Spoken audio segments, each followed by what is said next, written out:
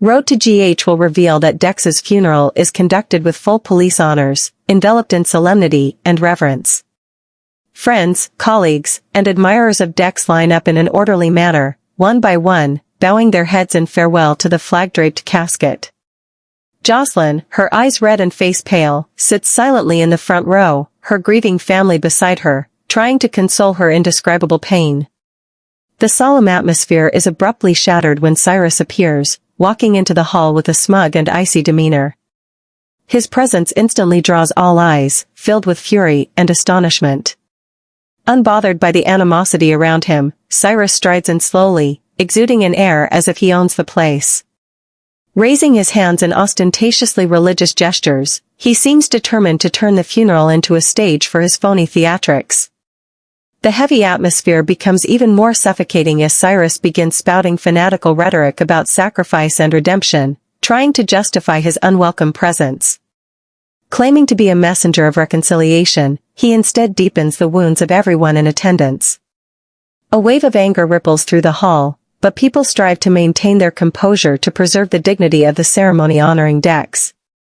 Cyrus's appearance is not only an insult but also a bitter reminder of the atrocities he has committed.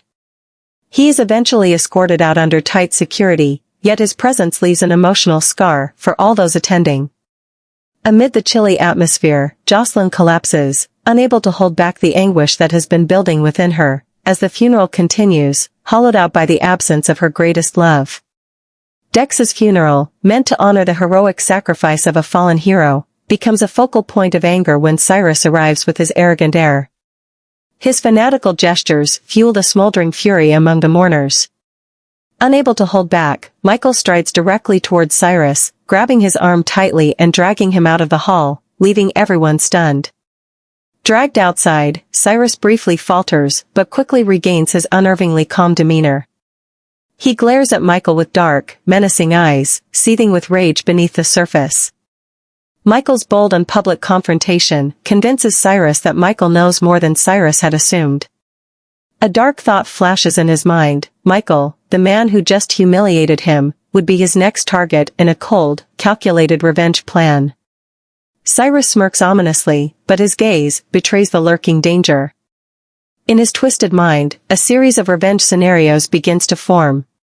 Michael, as the head of the Corinthos family, is not only an irritating obstacle, but also the perfect target to send a chilling message. Cyrus walks away from the funeral, not defeated but with a sinister plan taking shape. Meanwhile, Michael returns to the funeral, to comfort Jocelyn and his family. His calm exterior conceals the impending threat he doesn't yet see. Cyrus has chosen Michael, not just as an adversary, but as the next victim of his terrifying wrath. A storm is brewing, and Michael, unaware, stands at its very center. Dex's death leaves an irreplaceable void in Jocelyn's heart and among all who loved him. The grief weighs heavily over the funeral, adding to the already somber atmosphere. Cyrus's presence deepens the sorrow and ignites simmering rage among the mourners.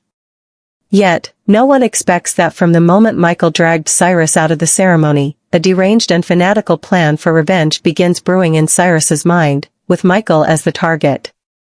Cyrus targeting Michael is more than personal. He sees it as a way to dismantle the Corinthos family and inflict even more pain on Port Charles. Should his dark intentions come to fruition, Michael's death would ignite an unquenchable fury among those already steeped in sorrow. Jocelyn, struggling with the loss of Dex, would be unable to endure another similar heartbreak. Carly, Sonny, and the entire Corinthos family would rise in retaliation, spreading their wrath throughout the town. The Port Charles Police Department, PCPD, cannot remain passive in the face of Cyrus's actions. His fanaticism and ruthless nature are a threat to anyone he deems a hindrance. Cyrus must be brought under control before he carries out further harm. Now is the time for PCPD, under leaders like Dante and Anna, to take decisive action. They must work together to uncover all evidence of Cyrus's crimes, from Dex's death to his schemes against Michael. It's no longer enough to simply arrest him. PCPD must ensure that Cyrus cannot exploit the legal system to escape justice as he has done before. A comprehensive plan is needed to dismantle his underground network of power and bring him to justice once and for all. Port Charles cannot allow someone like Cyrus to continue sowing fear. Dex's death is a wake-up call, and without timely action, Michael, or anyone else, could become the next victim. It's time for the entire town, from the police force to the Corinthos family, to unite and bring Cyrus to his knees, forcing him into the collapse of his own making while safeguarding the peace of the innocent.